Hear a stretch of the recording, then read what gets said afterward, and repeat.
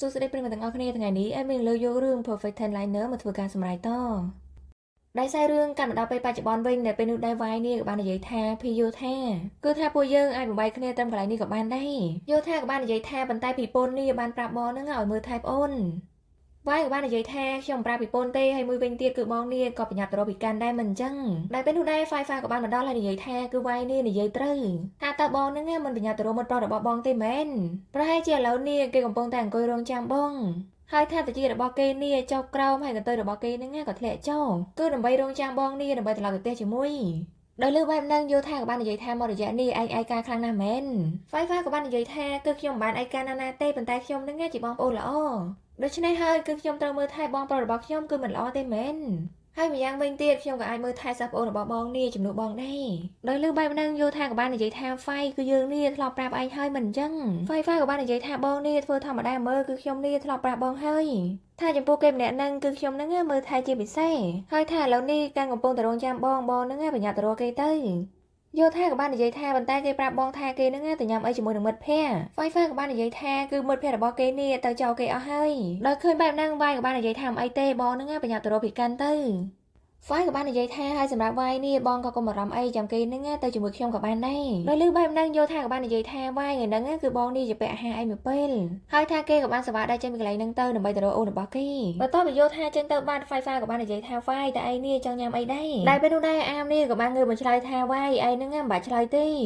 េងាកមកមើលយោថាវិញក៏ឃើញថាគេនេះក៏បានមករកអូនរបស់គេក៏ឃើញថាអូនរបស់គេនេះកំពុងតែគេម្នាក់ឯងនៅលើតុងបន្ទាប់ពីលើសម្លេងរបស់យោថាមកកាន់ក៏បាននិយាយថាតើបងហ្នឹងញ៉ាំអាហារហើយមែនយោថាក៏បាននិយាយថាហើយចុះហេតុអីមិនជាអូននេះមិនប្រាប់បងថាអូនហ្នឹងមិនទៅជាមួយនឹងមិត្តភ័ក្តិរបស់អូនកាន់ក៏បាននិយាយថាបើសិនជាអូនប្រាប់បងនេះគឺបងហ្នឹងនឹងទុកវាយចោលហើយបងនេះនឹងមករកអូនហើយប៉ុន្តែបងកុំប្រាប់ខ្ញុំថាបងហ្នឹងធ្វើបែបហ្នឹងពិតមែនបើសិនជាបងធ្វើបែបហ្នឹងពិតមែនគឺថាមិនល្អទេយោថាក៏បាននិយាយថាប៉ុន្តែប៊ីកិននេះក៏កុហកដែរអញ្ចឹងក៏មិនល្អដូចគ្នាកាន់ក៏បាននិយាយថាគឺអូននេះមិនបានកុហកទេគ្រាន់តែអូនហ្នឹងមិនបានប្រាំដោយឃើញថាអូននេះបកកាយតមាត់ពេកយោថាហ្នឹងនិយាយវាខ្លាញ់អូនខ្លាំងមែនទែនហើយក៏បានធ្វើការត្បាច់ផ្ពាល់អូនឬនិយាយថាគឺបងហ្នឹងនឹងដាក់ទោសហើយកាន់ក៏បាននិយាយថាហេតុអីគឺអូននេះក៏ចង់ឲ្យបងហ្នឹងមានពេលវេលាជាមួយនឹងសិស្សប្អូនរបស់បងដូចគ្នាដែរហើយម្យ៉ាងវិញទៀតពួកយើងហ្នឹងក៏នៅជាមួយគ្នានេះរាល់ថ្ងៃដោយលើថាអូននិយាយច្រើនពេកយោថាក៏បាននិយាយថាគឺបងនេះទុកវាយចោលពិតមែនប៉ុន្តែថាអូននេះស្ដាប់បងសិនគឺបងតូចគេហ្នឹងនៅជាមួយនឹងហ្វាបន្ទាប់ពីគេនិយាយត្រូវគ្នាហើយឃើញថាយោថានេះក៏បានធ្វើការថើបអូនគេហ្នឹងមួយសើដែរទៅរួចគេក៏បាននិយាយថាគឺនេះជាការដាក់ពិន័យរបស់បងបន្ទាប់ពីឃើញអញ្ចឹងកាន់ក៏បាននិយាយថាឥឡូវនេះបងបកកាយណាស់ប៉ុន្តែឥឡូវហ្នឹងមនុស្សច្រើនណាស់នៅទីនេះប៉ុន្តែថាយោថានេះមិនឈប់ទេក៏បាននិយាយថាហេតុអីទៅខ្វល់អ្នកដទៃតែអីគឺថាបងនេះស្រឡាញ់អូនហើយថាគេបន្តធ្វើការថើបការនេះមិនឈប់ទេងាកមកមើលអាមវិញនៅពេលនោះដែរគេក៏បាននិយាយថាគឺបងហ្នឹងនឹងប្រាប់ពីពុនថាយោថានេះមើលថៃសាប់ប្អូនបានល្អទេបន្ទាប់ពីលើអញ្ចឹងវាយក៏បាននិយាយថាសូមបងក៏ប្រាប់ពីពុនអីគឺថាភីយោថានេះឲ្យភី Fifa ហ្នឹងមកមើលថៃខ្ញុំជំនួសហើយគេក៏បានធ្វើការកេះ Fifa នេះឲ្យជួយនិយាយជាមួយនឹង PM Fifa ក៏បាននិយាយថាពិតមែនហើយបងគឺខ្ញុំមើលថៃគេហ្នឹងឲ្យល្អជាងយោថាមើលថៃទៅទៀតបន្ទាប់ពីលើអញ្ចឹងអាមក៏បាននិយាយថាអូខេលើកហ្នឹងបងឲ្យរួចខ្លួនប៉ុន្តែថាបងនេះមានលក្ខខណ្ឌមួយពីអ្នកឯងហ្នឹងត្រូវអង្គុយទីនេះជាមួយបងរហូតដល់ពេលពីអាកនេះមកយកបងលឺអិនដោយលើបែបហ្នឹងវាយក៏បាននិយាយថាមិនអីទេពួកខ្ញុំទាំងពីរនាក់ហ្នឹងអាចអង្គុយជាមួយបងក៏បានដែរហ្វាក៏បាននិយាយថាបើអញ្ចឹងហេតុអីបានជាបងនេះមករកកន្លែងអង្គុយឲ្យល្អជាងនឹងបន្តិចទៅហាងកាហ្វេក៏បានអាមក៏បាននិយាយថាបងចង់អង្គុយទីនេះគឺវាមានអារម្មណ៍ថាបងស្ងប់អារម្មណ៍គឺថាបងចូលចិត្តអង្គុយកន្លែងបែបហ្នឹងនៅពេលដែលបងនេះមានអារម្មណ៍ថាមិនចង់ឲ្យអ្នកណារំខានកំពុងតែនិយាយគ្នាសុកដល់ពេលនោះដែរឃើញថាអាមនេះក៏បានដើរមកហើយគេយកដៃនេះទៅដាក់លើក្បាលរបស់អូនគេរួចនិយាយថាកំពុងតែនិយាយរឿងអីអាមក៏បាននិយាយថាគឺអូនកំពុងតែនិយាយអំពីរឿងភីថងហ្វាក៏បាននិយាយថាគឺម្នាក់ដែលជាមិត្តភក្តិខ្លាំងៗរបស់អូននឹងត្រូវអន់បន្ទាប់ពីលើអញ្ចឹងអាមក៏បាននិយាយថាគឺគាត់នឹងជាមិត្តភក្តិរបស់អូនហើយសម្រាប់មិត្តភក្តិដែលខ្លាំងៗនឹងគឺជាបងមិនមែនជាភីថងហ្វាទេបន្ទាប់ពីនិយាយចប់ពួកគេនេះក៏បានសប្បាយដល់ចេញពីកន្លែងហ្នឹងទៅដែលពេលនោះដែរខ្សែរឿងក៏បានសម័យតនៅពេលដែលថងហ្វាប្រាប់ថាគេនឹងជាដៃគូសម្ងាត់របស់អាមក៏បានសួរបញ្ជាក់ថាតើបងនឹងភីថងហ្វាពិតមែនអីថងហ្វាក៏បាននិយាយថាហៅខ្ញុំនឹងហ្វាក៏បានដែរអាមក៏បានសួរថាចប់ភីហ្វានឹងមកទីនេះធ្វើអីដែរហ្វាក៏បាននិយាយថាគឺខ្ញុំគ្រាន់តែចង់រកកន្លែងស្ងាត់នេះដើម្បីគេងប៉ុន្តែឥឡូវនេះគឺថាខ្ញុំភ្ញាក់ហើយប៉ុន្តែនិយាយអញ្ចឹងគឺឯងនេះញ៉ាំអីហើយនៅមិនហ្នឹងទៅញ៉ាំជាមួយគ្នាបន្ទាប់ពីលើអញ្ចឹងអាក៏បាននិយាយថាគឺមិនហេវទេអញ្ចឹងហេតុទៅទេហ្វាក៏បាននិយាយថាគឺខ្ញុំមិនបានសួរឯងទេគឺខ្ញុំសួរគេបន្តិចក្រោយមកឃើញថាពួកគេនេះក៏បានញ៉ាំអីជាមួយគ្នាចំណែកអាកវិញឃើញថាគេនេះសម្លឹងមើលមុខហ្វានេះមិនដាក់ភ្នែកទេ ប បន្ទាប់ពីឃើញអញ្ចឹងអាងក៏បាននិយាយថាឥឡូវហ្នឹងខ្ញុំធ្វើការណែនាំខ្លួនតិចគឺថាគាត់នេះជាភីអាជាសិស្សច្បងរបស់ខ្ញុំហើយក៏ជាអ្នកណែនាំនៅក្នុងក្រុមរបស់ខ្ញុំដែរហើយចំណែកភីអាវិញគឺថាគាត់នេះជាភីហ្វាគាត់នេះជាដៃគូសម្ងាត់របស់ខ្ញុំអញ្ចឹងហើយឥឡូវនេះពួកបងទាំងពីរហ្នឹងសើចតាំងគ្នាទៅបន្ទាប់ពីអានធ្វើការនិយាយចប់អាហើយនឹងហ្វានេះក៏បានធ្វើការសួស្ដីគ្នាទៅវិញទៅមកចំណែកអាវិញក៏ឃើញថាគេនេះក៏បានធ្វើការចាប់សាច់ចាប់អីហ្នឹងទៅឲ្យភីហ្វាងាកមកមើលមុខអាវិញនិយាយថាគេនេះខឹងផងខ្នាញ់ផងដោយសារតែគេហ្នឹងប្រចាំអូនរបស់គេនឹងឯងបន្ទាប់ពីនៅគ្នាជជែកគ្នាមួយសន្ទុះហ្វាក៏បាននិយាយថានិយាយអញ្ចឹងថាថ្ងៃនេះឯងហ្នឹងទៅផ្ទះដោយរបៀបណាដែរថាតើឯងចង់ឲ្យខ្ញុំនេះជួនឯងទៅផ្ទះអន់បន្ទាប់ពីលើអញ្ចឹងអាក៏បាននិយាយថាគឺគេហ្នឹងមកជាមួយខ្ញុំចំណែកហ្វាវិញបន្ទាប់ពីឃើញអញ្ចឹងគឺថាគេនេះរៀបអស់សំណើចដែរដោយសារតែគេហ្នឹងមើលដឹងហើយគេក៏បាននិយាយថាតើផ្លូវរបស់ឯងហ្នឹងទៅផ្លូវហ្នឹងដែរមែនអាក៏បាននិយាយថាគឺថ្ងៃនេះគេទៅគេងកន្លែងរបស់ខ្ញុំហើយថាគេក៏បានសេវាទិញអាមនេះឡើងចេញពីកន្លែងហ្នឹងភ្លាមៗដោយសារតែគេហ្នឹងហួងហែងខ្លាំងចំណែកហ្វាវិញបន្ទាប់ពីឃើញអញ្ចឹងគឺថាគេនេះបានត្រឹមតែអង្គុយសើចមួយសន្ទុះក្រោយមកឃើញថាគេនេះក៏បានមកដល់ខុនដូរបស់អាងតែឃើញថាទឹកមុខរបស់អាងនេះគឺគេមិនសូវសប្បាយចិត្តទេដោយសារតែគេនឹងប្រច័ណ្ឌដល់ឃើញបែបហ្នឹងអាងក៏បានសួរថាតើបងនេះកើតអីបន្ទាប់ពីលឺអញ្ចឹងគេក៏បានសប្បាយតែងអាមនេះយកមកអោបហើយនិយាយថាគឺខ្ញុំនឹងបានធ្វើការចាក់សោឯងជាប់ហើយថាឯងក៏បានធ្វើការសន្យាជាមួយនឹងខ្ញុំដែរមិនអញ្ចឹងបើសិនជាដៃគូសម្ងាត់របស់ឯងនេះសង្ហាជាងខ្ញុំគឺឯងនឹងមិនទៅធាក់ក្នុងអលងស្នេហ៍របស់គេទេអាមក៏បាននិយាយថាតើបងគិតថាខ្ញុំនេះកែប្រែចិត្តរបស់ខ្ញុំនឹងងាយបែបហ្នឹងមែនហើយថាខ្ញុំចូលចិត្តណាម្នាក់ដែលគេនឹងមើលទៅអស់ចាហើយបើសិនជាខ្ញុំជាមនុស្សដែលចូលចិត្តមនុស្សសង្ហាហ្នឹងប្រហែលជាខ្ញុំនេះធាក់ក្នុងអលងស្នេហ៍របស់បងនេះយូរណាស់មកហើយបន្ទាប់ពីលើអញ្ចឹងអាក៏បាននិយាយថាតើឯងនេះចង់និយាយអំពីអីឥឡូវហ្នឹងអាមក៏បាននិយាយថាអូខេគឺខ្ញុំនេះគ្រាន់តែនិយាយលេងទេអាក៏បាននិយាយថាឯងនឹងអត់ឯងនិយាយបែបហ្នឹងគឺថាខ្ញុំនឹងឈឺហើយថាគេនេះក៏បានសប្បាយងាកមុខចេញទៅបន្ទាប់ពីឃើញថាអាចចេះងល់អាក៏បាននិយាយថាគឺបងនឹងជាមនុស្សធំហើយហើយអ្វីបានជាបងនេះចេះតូចចិត្តតូចអីអញ្ចឹងអាក៏បាននិយាយថាដោយសារតែឯងនេះតែធ្វើឲ្យអារម្មណ៍របស់ខ្ញុំនឹងគឺរញ៉េរញ៉ៃបន្ទាប់ពីលើអញ្ចឹងអាមនេះក៏បានធ្វើការញាស់ទៀតដល់និយាយថាតើបងនឹងចូលចិត្តអត់អញ្ចឹងហើយថាអាកនេះរៀនធ្វើការថើបគេហើយគេក៏បានសេវាកិច្ចរួចក៏បាននិយាយថាខ្ញុំគិតថាខ្ញុំនឹងទៅមួយទឹកហើយបន្ទាប់ពីអាមចេញទៅឃើញថាគេនេះក៏អង្គុយញញឹមដែរបន្ទាប់ពីមួយទឹកមួយអីហើយអាមក៏បាននិយាយថាពីអាងតែតើនឹងអ្នកប្រកួតជាមួយបងថ្ងៃស្អែកនឹងគឺថាក្នុងនឹងក៏មានភីថងហ្វាដែរហើយថាខ្ញុំនេះឮថាគាត់នឹងមិនបានមកហាត់សមទេប៉ុន្តែគាត់នេះបានចូលរួមប្រកួតក្នុងវគ្គផ្នែកប្រត់ដែរអាក៏បាននិយាយថាមើលទៅគេនឹងដូចជាមានអំនួតណាអាក៏បាននិយាយថាបងនឹងប្រយ័ត្នទៅប្រយ័ត្នស្អែកនេះបងនឹងអាចនឹងមានបញ្ហាអាក៏បាននិយាយថាហេតុអីបានជាឯងដឹងព្រោះឯងនេះមិនដែលឃើញគេលេងណាមិនអញ្ចឹង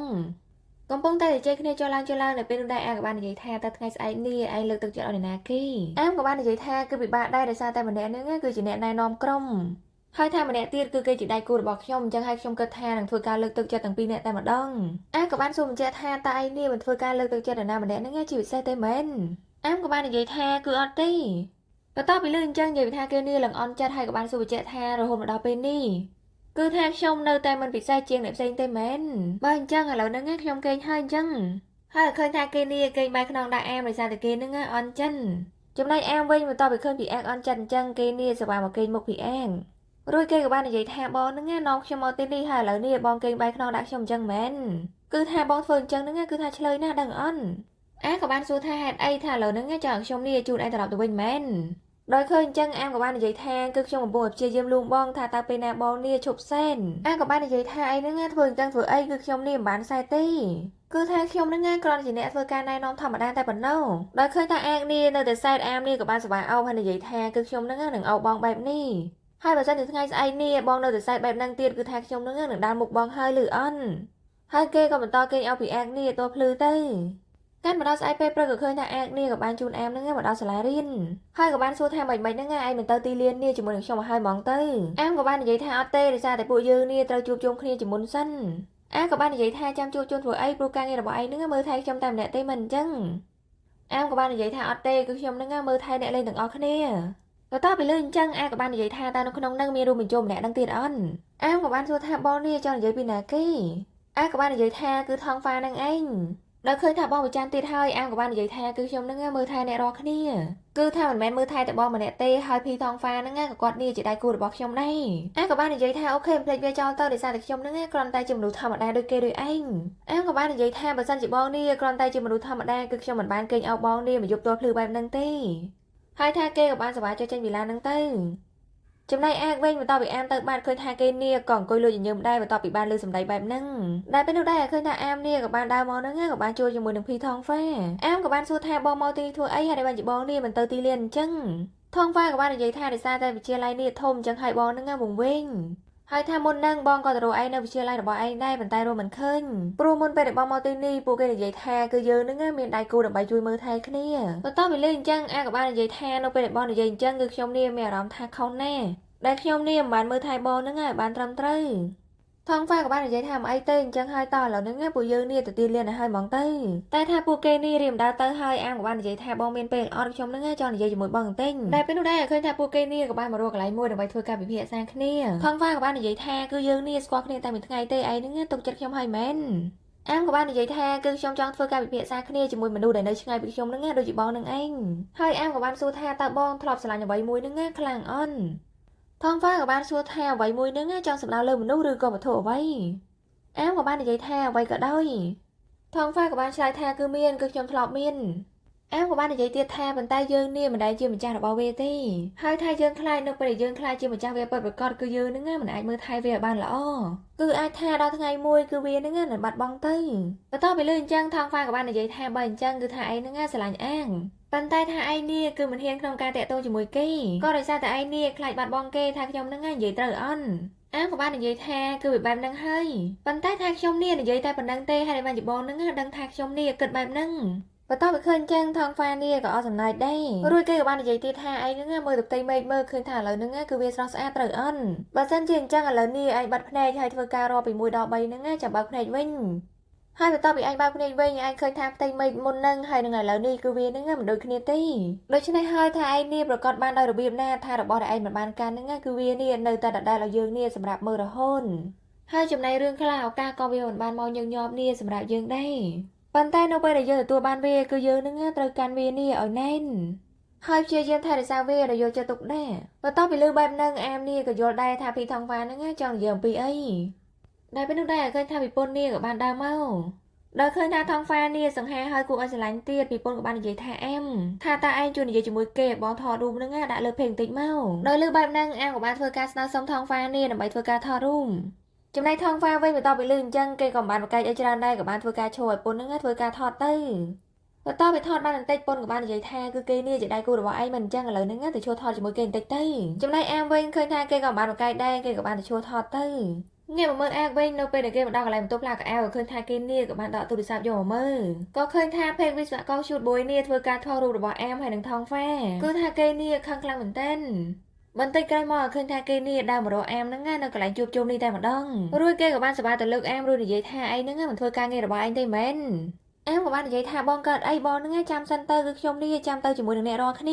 អាមក៏បាននិយាយថាគឺឯងមានការងារតែមួយទេគឺឯងហ្នឹងត្រូវមើលថែអ្នកនៅក្នុងក្រុមរបស់ឯងមិនអញ្ចឹងដល់ឃើញថានិយាយស្ដាប់គ្នាមិនបានទេអាមក៏បាននិយាយថាបងហ្នឹងកុំឌឺបានអន់អាមក៏បាននិយាយថាគឺឯងនេះគួរឲ្យស្រឡាញ់ពេកបន្ទាប់ពីលើបែបហ្នឹងអ្នកនៅទីនោះនិយាយថាពួកគេនេះអៀនគ្រប់គ្នាចំណែកអាមវិញឃើញថាគេក៏កាំងដែរហើយបន្តមកអាក៏បានស្វាទិញអាមនេះដើរចេញពីកន្លែងហ្នឹងទៅបន្ទាប់ពីមកដល់កន្លែងទីលានភ្លាមអាមក៏បាននិយាយថាបងគឺខ្ញុំមានអារម្មណ៍ថារៀងចម្លែងគឺថាពួកគេមើលមកពួកយើងនេះរៀងប្លែកៗអញ្ចឹងហើយមួយវិញទៀតកន្លែងនេះគឺជាកន្លែងអ្នកលេងអង្គុយទេមិនហ្នឹងខ្ញុំទៅអង្គុយនៅខាងលើក៏បានដែរតែថាអាកនេះមិនព្រមទេក៏បាននិយាយថាអ្នកគ្រប់គ្រងអ្នកប្រកួតហ្នឹងក៏សំខាន់ដែរអញ្ចឹងហើយអង្គុយហ្នឹងទៅដែលពេលនោះដែរវ៉មក៏បាននិយាយថាការលើកទឹកចិត្តរបស់ឯងហ្នឹងប្រហែលជាពេញហើយឥឡូវនេះអញ្ចឹងហើយញ៉ាំផ្លាស់ប្ដូរសម្លៀកបំពាក់មកចូលរួមប្រកួតតែថាមុននឹងគេទៅគេក៏បាននិយាយថាឯងនេះលើកទឹកចិត្តខ្ញុំតែម្នាក់ឬអន់អាមក៏បាននិយាយថាមិនកើតទេដោយសារតែថងហ្វានេះក៏ជាដៃគូរបស់ខ្ញុំហើយបងហ្នឹងក៏ជាអ្នកណែនាំរបស់ខ្ញុំទៀតប៉ុន្តែថាក្រៅពីខ្ញុំក៏មានអ្នកលើកទឹកចិត្តបងនេះជាច្រើនដែរអាក៏បាននិយាយថាដឹងហើយថាច្រើនប៉ុន្តែគេហ្នឹងមិនមែនជាឯងបន្ទាប់ពីលេងអញ្ចឹងឃើញថាអាមនេះក៏រំភើបដែរក៏បាននិយាយថាបងហ្នឹងប្រញាប់ទៅផ្លាស់ប្ដូរសម្លៀកបំពាក់ទៅហើយស៊ូបន្តិចក្រោយមកឃើញថាការប្រកួតតបបានរបស់គេនេះក៏បានចាប់ផ្ដើមបន្ទាប់ពីនាំគ្នាលេងមួយសន្ទុះធំក៏ឃើញថាឥឡូវនេះពួកគេនេះសម្រាប់បន្ទិញចំណែកអាមវិញក៏ឃើញថាគេក៏បានសប្បាយយកទឹកយកអីនេះយកមកឲ្យពីអាងរួចគេក៏បានសួរថាតើបងហ្នឹងមានឈ្មោះត្រង់ណាអន់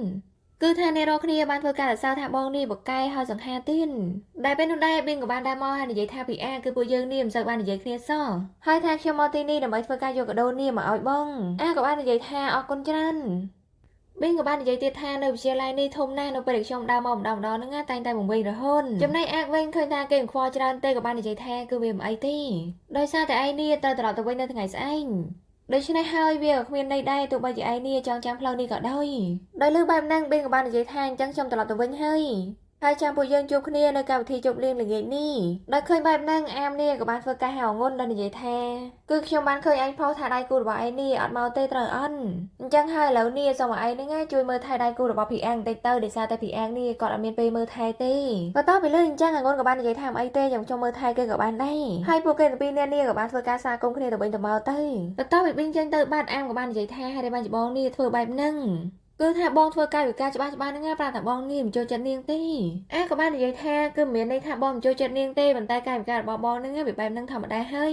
យប៉ុន្តែថាកាយវិការរបស់ខ្ញុំនៅពេលខ្ញុំធ្វើដល់ឯនេះចង់បង្ហាញថាខ្ញុំហ្នឹងចូលចិត្តម្នាក់ហ្នឹងបន្ទាប់ពីលើអញ្ចឹងនិយាយថាគេអៀនមែនតើក៏បាននិយាយថាបងហ្នឹងមិនដឹងនិយាយអីទេអញ្ចឹងហើយឥឡូវនេះខ្ញុំទៅទិញកសែតតិចឲ្យបងឲ្យគេនេះក៏បានសប្បាយចេញកន្លែងហ្នឹងទៅចំណែកអាកវិញបន្ទាប់ពីឃើញថាអូនរបស់គេអៀនអញ្ចឹងនិយាយថាគេនេះលួចញញឹមហើយនៅពេលដែលគេងាកទៅមកខាងទៀតឃើញថាមិត្តភ័ក្តិរបស់គេនេះក៏បានលួចញញឹមអំពីរឿងហ្នឹងដូចគ្នាងាកមកមើលអាមវិញនៅពេលដែលគេត្រឡប់មកពីទិញអ្វីៗវិញក៏ឃើញថាគេនេះក៏បានដើរជួបជំនឿថងហ្វាហើយបន្ទាប់មកគេក៏បានធ្វើការហុចអ្វីៗមួយថងនេះតែឲ្យថងហ្វាដោយសារតែគេហ្នឹងក៏ត្រៀមក្នុងការទិញឲ្យថងហ្វាដូចគ្ន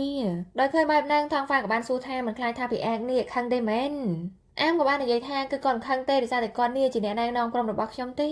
ហើយមួយវិញទៀតគឺថាបងនេះក៏ជាដៃគូរបស់ខ្ញុំដូចគ្នាអញ្ចឹងហើយគឺខ្ញុំហ្នឹងក៏ត្រូវមើលថែបងដែរដោយលើបែបហ្នឹងថងហ្វាក៏បានសួរថាតើគេហ្នឹងគ្រាន់តែជាអ្នកណែនាំពិតមែនអីបន្ទាប់ពីលើអញ្ចឹងគេក៏រៀងអៀនដែរក៏បាននិយាយថាពិតមែនហើយគឺគាត់ហ្នឹងគ្រាន់តែជាអ្នកណែនាំក្នុងក្រុមទេបន្ទាប់ពីលើអញ្ចឹងថងហ្វាក៏បាននិយាយថាតាមហ្នឹងទៅហើយថាខ្ញុំក៏អរគុណដែរសម្រាប់អ្វីៗនេះហើយគេហ្នឹងក៏បានដើរចេញពីកន្លែងហ្នឹងទៅងាកមើលគូសែននឹងផនវិញតែពេលនោះដែរឃើញថាសែននេះក៏បានយកអាហារយកអីហ្នឹងមកឲ្យបងរបស់គេដែរផនក៏បាននិយាយថាដោយសារតែឯងនេះមិនបានមកជួយលើកទឹកចិត្តបងទៅធ្វើឲ្យបងនេះចាញ់សែនក៏បាននិយាយថាគឺខ្ញុំត្រូវមើលថែអ្នកដតីហើយមួយវិញទៀតត្រូវរៀបចំអ្វីៗហ្នឹងសម្រាប់ការងារថ្ងៃស្អែកគឺបងមើលនេះដៃខ្ញុំហ្នឹងឡើងឈឺអស់ហើយបន្ទាប់ពីឃើញអញ្ចឹងផនក៏បានសួរថាតើដៃនឹងកើតអីសែនក៏បាននិយាយថានៅពេលដែលខ្ញុំលើកអ្វីៗនេះទៅធ្វើឲ្យវាប៉ះត្រូវនឹងវាមុនផនក៏បាននិយាយថាឯងមានរបួសអញ្ចឹងហេតុអីបានជាមិនបញ្ញាប្រាប់បងសែនក៏បាននិយាយថាចុះឥឡូវនេះខ្ញុំប្រាប់បងហើយម្យ៉ាងវិញទៀតខ្ញុំក៏មិនចង់រំខានបងច្រើនដែរតែផននេះក៏បាននិយាយថាមិនអីទេមិនរំខានទេឯងមានរឿងអីហ្នឹងអាចប្រាប់ខ្ញុំបានគ្រប់ពេលហើយបើសិនជាឯងមានរឿងអីខ្ញុំមិនដឹងគឺខ្ញុំមានអារម្មណ៍ថាខ្ញុំនឹងមិនសប្បាយចិត្តសោះដោយសារតែខ្ញុំនេះមើលថែឯងនឹងមិនបានល្អ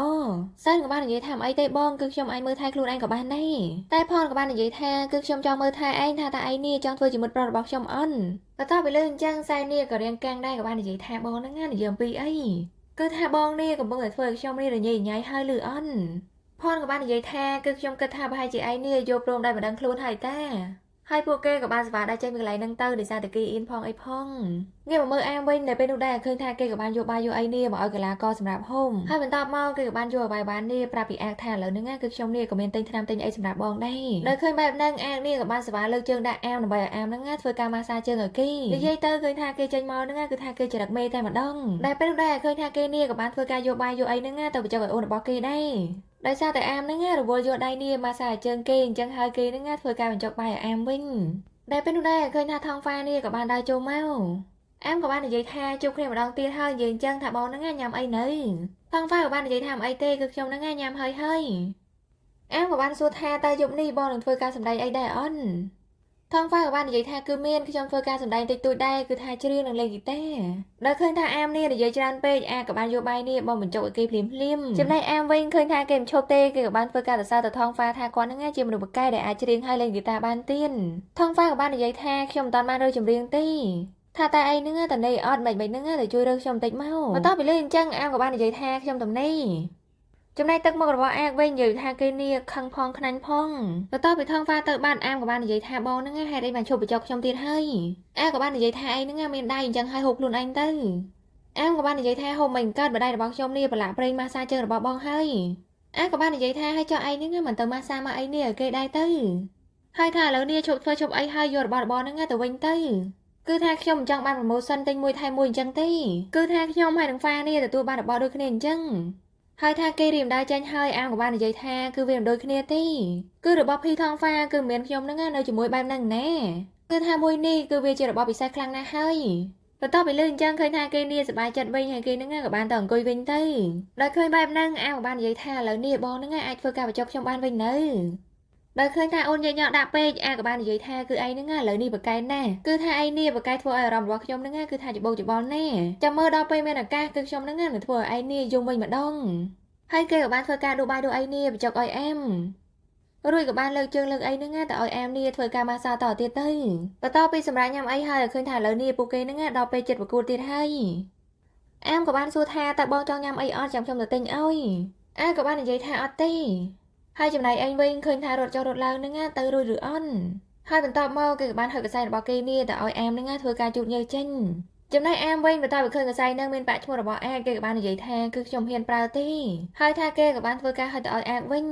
ដល់ឃើញអញ្ចឹងអានេះក៏បានសប្បាយយកបិយកអីហ្នឹងមកធ្វើការកែប្រែភ្លាមដល់គេធ្វើការលុបអក្សរ C ជំនួសដោយអក្សរ M វិ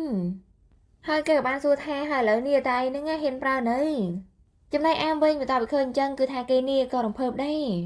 ហើយគេក៏បាននិយាយថាគឺឥឡូវនេះគឺវាហ្នឹងជារបស់ខ្ញុំហើយដោយលឺបែបហ្នឹងអានេះក៏បានធ្វើការដោះអាវគេចេញរួចគេក៏បានធ្វើការកែឈ្មោះនៅពីខាងក្រោយដោយលុបពាក្យ C ហ្នឹងបន្ថែមតែអក្សរ M វិញដែរហើយបន្ទាប់មកគេក៏បានធ្វើការលើកបង្ហាញអាមរួចនិយាយថាបុរសម្នាក់នេះក៏ជារបស់ឯងដែរហើយគេក៏បានសប្បាយរត់ចេញពីកន្លែងហ្នឹងដើម្បីទៅលេងតទៀតចំណែកអាមវិញបន្ទាប់ពីឃើញអញ្ចឹងគឺថាគេនេះឡើងកាំងតែម្ដងហើយគេក៏បានធ្វើការនិយាយម្នាក់ឯងថាជារបស់ខ្ញុំថាតើពីអាវហ្នឹងជារបស់ខ្ញុំអញ្ចឹងមែនមួយសន្ទុះក្រោយមកឃើញថាជាចុងក្រោយអ្នកដែលឈ្នះហ្នឹងគឺថាក្រុមរបស់ថងហ្វាជាអ្នកឈ្នះគឺថាគេបាន3ចំណែកក្រុមរបស់អាកនេះបានតែ2ទេកាន់មកដល់ពេលយប់ក៏ឃើញថាអាមនេះកំពុងតែឈរចុចទូរស័ព្ទដល់ពេលនោះដែរឃើញថាពីពូនហ្នឹងក៏បានដើរមកអាមក៏បានសួរថាតើពីពូននេះមកទីនេះធ្វើអីដែរពីពូនក៏បាននិយាយថាបងភ្លេចទូរស័ព្ទនៅកន្លែងបន្ទប់លេងភ្លេង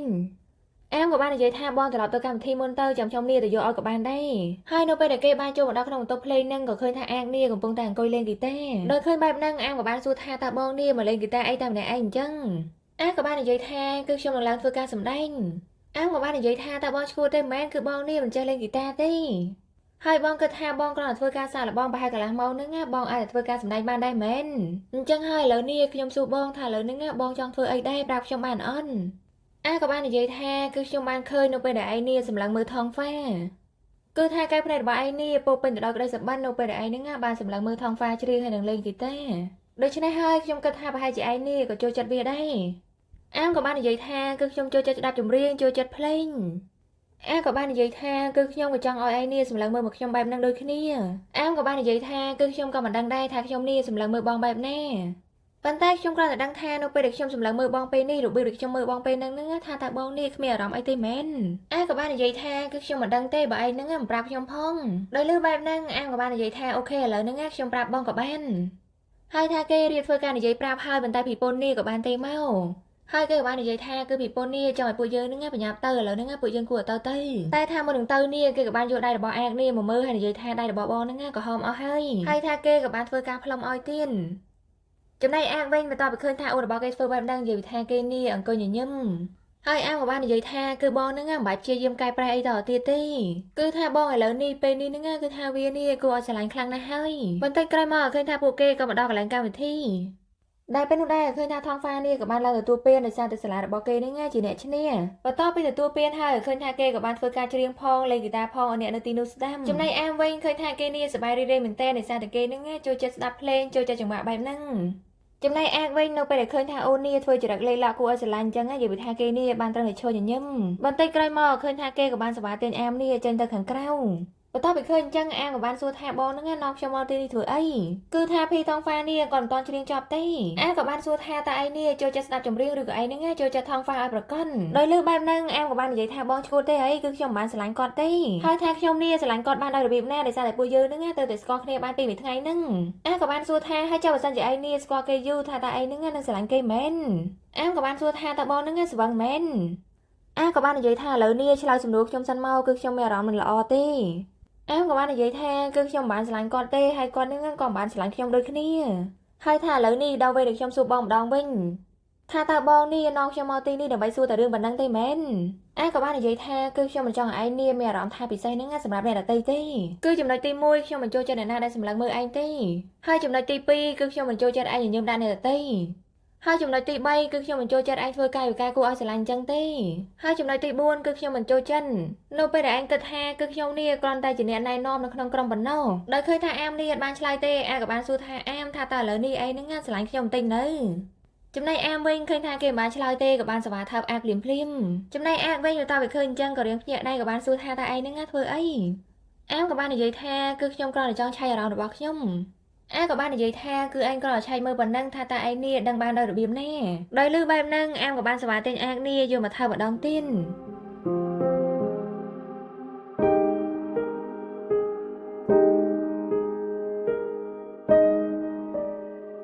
បន្ទាប់ពីថើបហើយអាក៏បានសួរថាហើយចុះឥឡូវនេះឯងនឹងអាចរស់ឃើញនៅ